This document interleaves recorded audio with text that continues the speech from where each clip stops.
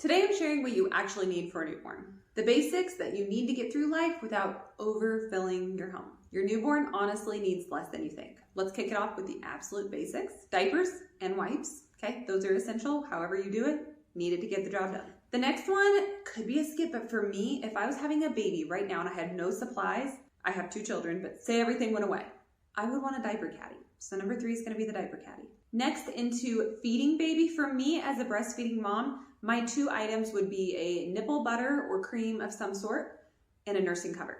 Those would be my 2. Now, if you're 100% not gonna nurse or breastfeed, for you it'd be formula and bottles. Okay, 1 type of bottle, keep it simple, keep it basic. Next, we need to talk about sleep. So crib mattress, mattress protector, and a pack of 3 sheets.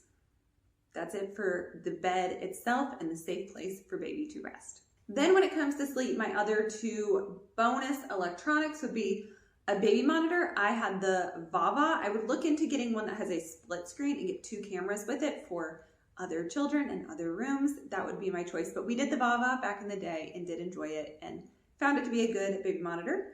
I would also get the Hatch. Now, I struggle with the Hatch because I always put it on these basic lists, but like it is an extra. It's not something you have to have. It is a white noise machine, but it's also this like routine builder, and we've loved it. I can link a video going deeper into it, but we've absolutely loved it for the baby phase, transitioning out of the crib and into toddler and young childhood.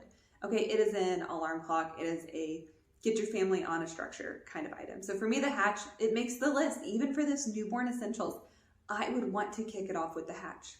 I would, if we had another child and I had no supplies, the Hatch is something I would get for them, honestly, like without a doubt. It would be an investment I would make. Then a couple small randoms. So pacifiers, I did pacifiers with my kids. I enjoyed them. As a breastfeeding mom, it worked for me. So I would get passies again.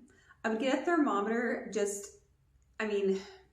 obviously at this point I have kids and I have one, but like, I feel like anytime you have a new baby, it is good to get a new thermometer. All right, they get a little wonky over time. So that's what I'm putting on here as my like medical need. You don't have to get all the medications, this and that, but a thermometer is a good place to start. Then I would say a wash, like a bath wash.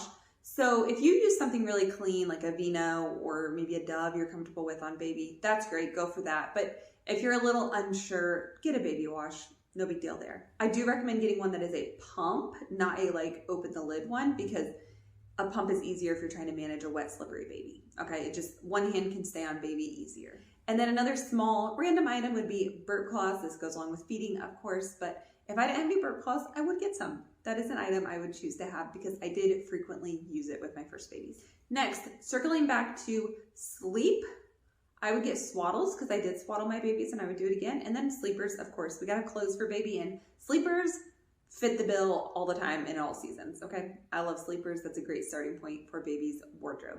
Then to round out some of those large items, we already said the crib. Aside from that, I would get a car seat, ideally with the travel system. So what we got was the Graco Fast Action Fold. It was a jogger stroller, a infant car seat, and it was 1 base with it. I would get that again, or something of that nature again. Then the Moby wrap. I think it's nice sometimes to wear baby. Certain situations, sometimes babies just want that contact, and it's just easier to wrap them on you and actually try to get something done and have those hands at least somewhat available. And then the container or seat I would get for baby is the bouncer. I'm a fan of the bouncer. If anything, they can also go on the floor. Put a quilt on the floor and they're just fine.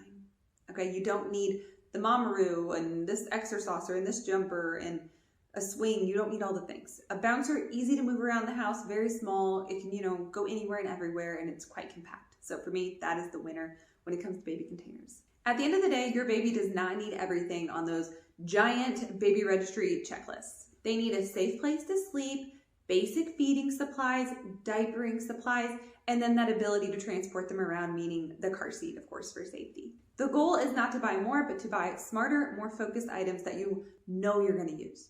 Like for me, everything on this list is items I would 100% use. Not items that like maybe I would use, like humidifier, maybe I would use it. No, guaranteed users. That's where you need to start your baby registry.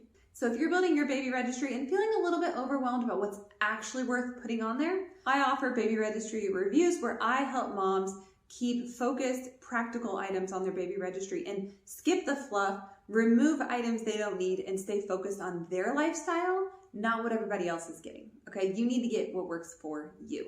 If you want to learn more about that, there will be a link down in the description as well as in the first pinned comment. In the meantime, check out more videos on this channel.